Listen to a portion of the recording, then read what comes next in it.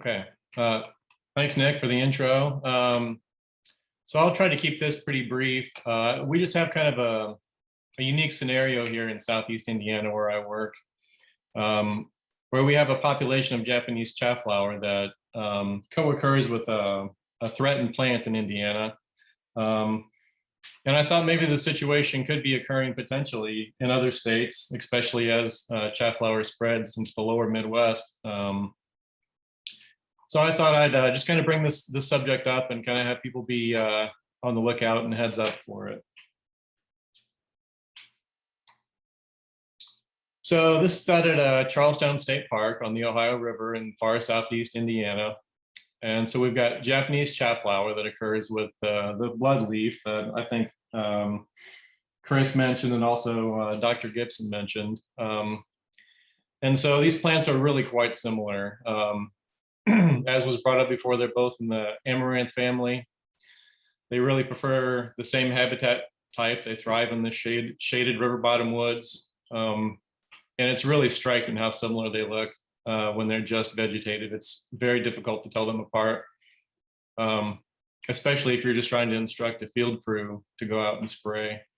So they both have these opposite leaves, swollen nodes, and the red stems that we talked about as identifying factors for chaff flower.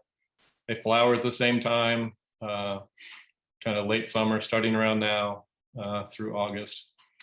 But of course, as Dr. Gibson mentioned, the bloodleaf, Irisine rhizomatosa, is threatened in Indiana. It's listed as endangered in Illinois and Maryland.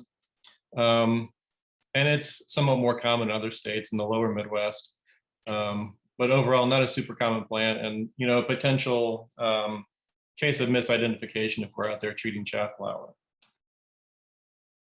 So here's a look at some Japanese chaff flower leaves. You can see we've got those deeply impressed veins that kind of look like dogwood leaves, as people have brought up before. You can see the branching form, the texture of the leaves. All very familiar, similar to the pictures we've seen already. And then here we've got the bloodleaf leaves, similar, deeply impressed veins, opposite. You can see the red in the stems up here and red at the nodes. So really just looking at this vegetatively, pretty strikingly similar. Even these flowers that are just starting to appear kind of look like those little bottle brush flowers before they really open up and get rolling. Looking at the nodes, again, we see that they can really be strikingly similar, even though they're different shades here in the wild. We've noticed that there's quite a bit of variation in both plants. So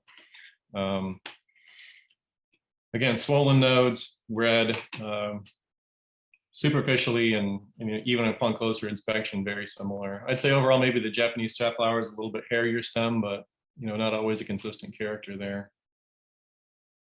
But once we get to flowering time, they're super easy to tell apart. So if we wait until mid to late August, bloodleaf flowers are pretty distinctive. We got this nice white inflorescence that comes up. You can kind of see the amaranthiness to it, so to speak. And there's male and female plants separately. It's a dioecious plant. And then the female plants, the fruits have these kind of cottony, wiry inflorescences or seeds that are pretty noticeable, pretty distinctive in the field. And then we've seen some pictures of the chaff flower flowers and seeds, and it's obviously more of a green, not really easily confused with the bloodleaf flowers at all.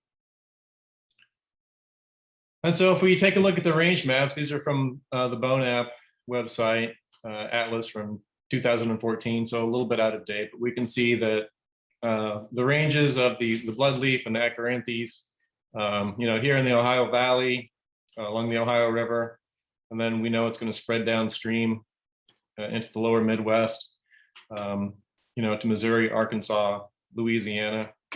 As chaff flower moves around, it's going to be in areas where the bloodleaf is more common. So I guess mistaken identity will be less of an issue. It's not endangered in those states, but we still don't want to be controlling a plant that we're not intending to control. So especially as the range of acanthes, the chaff flower expands, we're going to see a lot more overlap with with these two plants occurring together. And so I just wanted to kind of put this out there and say, kind of wonder what the management implications of this are as we move forward with this. What